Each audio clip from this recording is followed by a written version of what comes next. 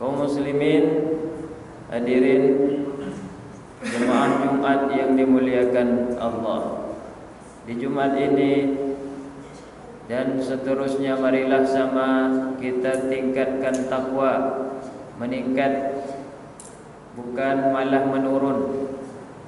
Dengan kita kerjakan perintah-perintahnya Allah, kita tinggalkan larangan-larangan Allah. Bersyukur kita alhamdulillah sampai detik ini Allah masih beri nikmat. Siapapun di antara kita, kecil, tua, muda, semua kita dapat nikmat Allah. Kita masih diberikan kekuatan fisik. Allah masih berikan kita keberanian. Allah masih berikan ketenangan di dalam hati. Allah tetapkan kita menjadi orang yang percaya. Allah masih berikan roh di badan kita. Betapa banyak sudah orang yang meninggal. Di tempat kami saja hampir tidak berhenti takziah. Jadi malam 40 hari ibu saya, nanti malam ada lagi takziah. Barusan kemarin meninggal. Setelah isanya pun ada lagi takziah 100 hari. Kemarin juga ketua lembaga Melayu Riau Al-Azhar meninggal juga. kita sudah sering melihat orang meninggal, baik orang terkenal atau orang biasa. Kita masih ada roh di badan ini, itu sebetulnya adalah nikmat yang paling berharga. Tidak bisa dibeli roh kita ini. Itulah yang paling utama. Salawat beriringkan salam kita hadiahkan kepada junjungan alam Nabi kita, Nabi besar Muhammad sallallahu alaihi wasallam. Allahumma salli ala Sayyidina Muhammad wa ala ali Sayyidina Muhammad. Tambah lafaz salamnya, assalamu alayka ayyuhan nabiyyu wa rahmatullahi wa barakatuh. Mudah-mudahanlah kita semua yang di masjid ini dapat syafaat Rasulullah sallallahu alaihi wasallam, itu berguna baik di dunia maupun di akhirat. Amin amin ya rabbal alamin. Kaum muslimin sidang jemaah Jumat yang dimuliakan Allah, ini kita sudah masuk di bulan Maulid, bulan kelahiran baginda Nabi Muhammad sallallahu alaihi wasallam, yaitu di bulan Rabiul Awal. Rasulullah sallallahu alaihi wasallam lahir pada tanggal 12 bulan Rabiul Awal. Tahun ketika itu masih belum ada tahun, tapi diperkirakan tahun 571. Sekarang sudah 2021.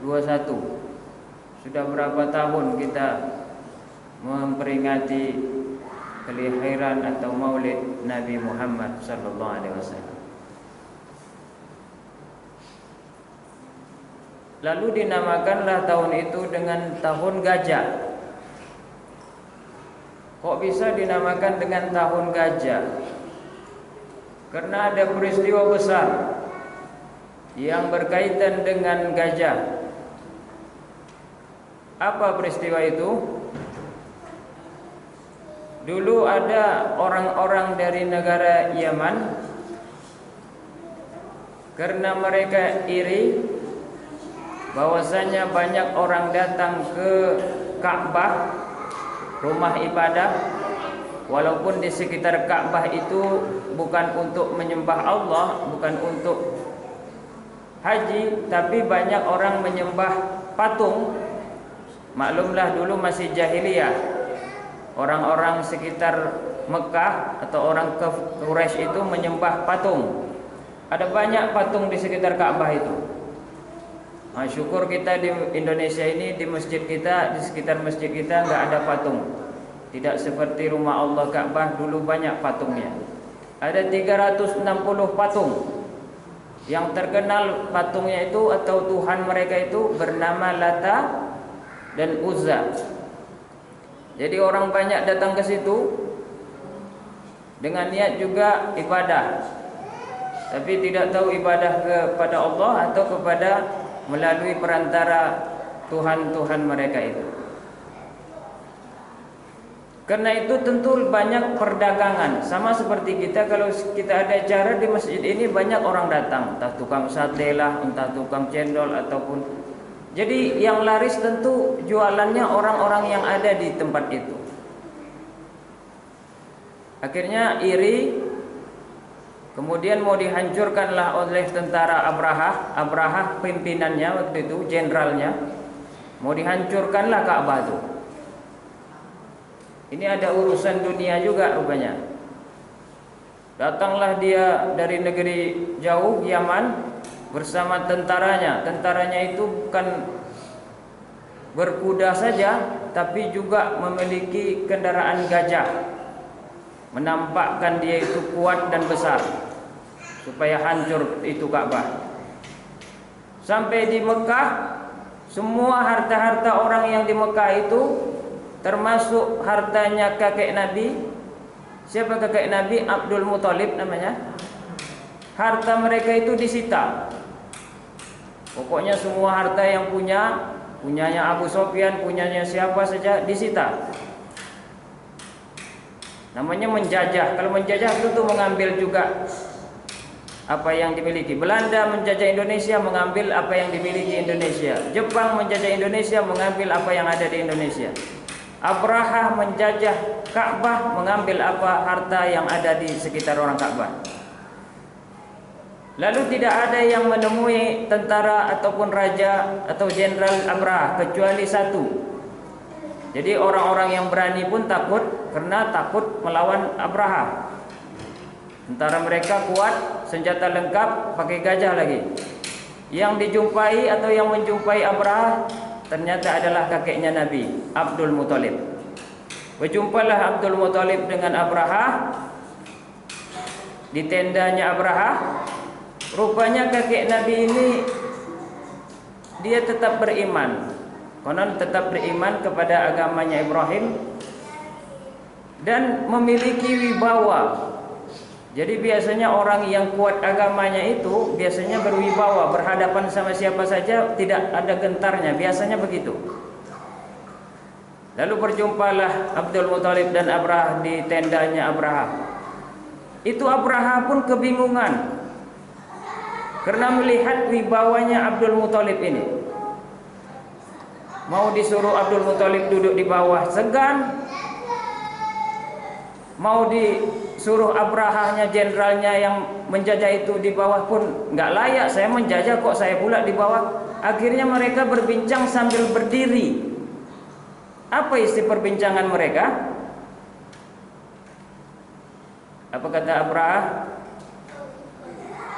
Ini harta-harta kalian sudah saya sita, Ka'bah akan saya hancurkan. Apa pendapatmu wahai Sayyid Abdul Muthalib? Enteng saja jawaban kakek Nabi. Kembalikan saja harta-harta kami. Terus Ka'bah ini gimana?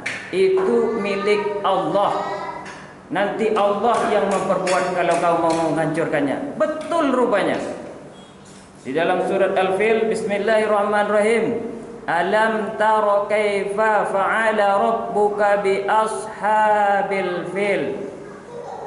Itu Ka'bah bukan miliknya orang Mekah, bukan miliknya kakek Nabi, milik Allah, milik Tuhan. Alam tara kaifa fa'ala rabbuka bi ashabil fil. Akhirnya Abdul Muthalib ngajak orang-orang Mekah, yuk kita pergi ke atas gunung, kita tengok apa yang akan dilakukan oleh Allah terhadap mereka. Ada firasat juga berarti. Ini kan milik Allah, pasti dijaga Allah.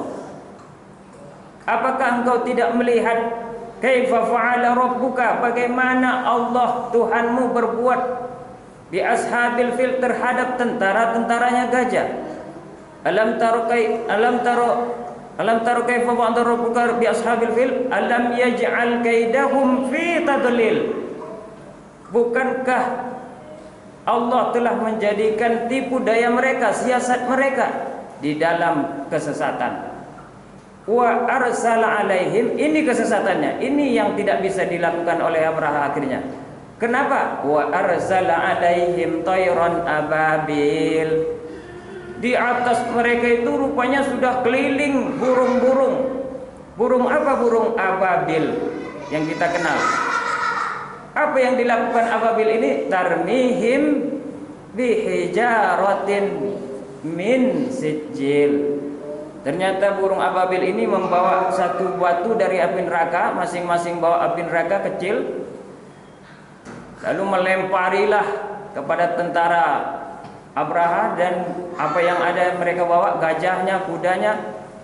Tarmihim bihijaratin. Mereka dilempari dengan hijar, batu-batu min sijil dari neraka.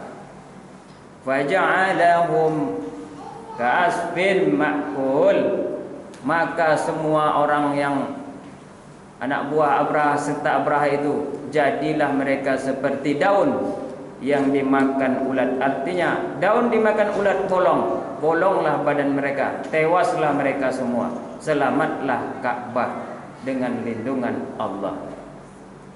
Itu hari kelahiran Nabi Muhammad, baginda Rasulullah sallallahu alaihi wasallam. Ini membuktikan yang benar akan tetap menang,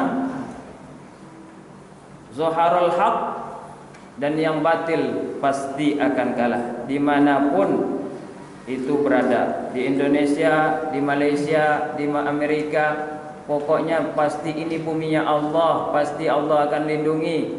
Tapi barang tentu misalnya kita lihat kok belum dilindungi, itu disuruh kita untuk belajar, berjuang. Kita sebagai pelindungannya juga, tentara-tentaranya Allah juga. Siapapun hamba Allah harus melindungi agama Allah. Kalau memang merasa tidak bisa, lawannya terlalu berat, maka Allah sendiri yang akan turun tangan. Itu banyak pelajaran dari kisah kelahiran Nabi Muhammad. Makanya jangan dianggap kelahiran Maulid Nabi itu tidak boleh, enggak boleh diperingati.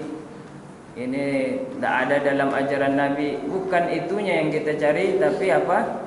Pelajaran-pelajaran yang ada di peringatan kelahiran Nabi itu rupanya banyak. Ketauhidan, bahwasanya siapa yang bertakwa kepada Allah, pasti Allah lindungi. Siapa yang yakin kepada Allah, pasti Allah akan tolong. Siapa yang menolong agama Allah, Allah pun akan menolong dirinya masing-masing.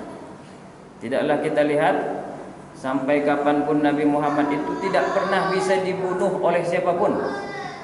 Sudah pedang, sudah ada pembunuh yang di depan dia menghunus pedang. Hei Muhammad, siapa yang bisa menolongmu?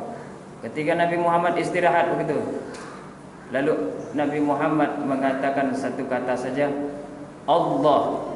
Bergetarlah si pembunuh itu, kemudian jatuh pedangnya.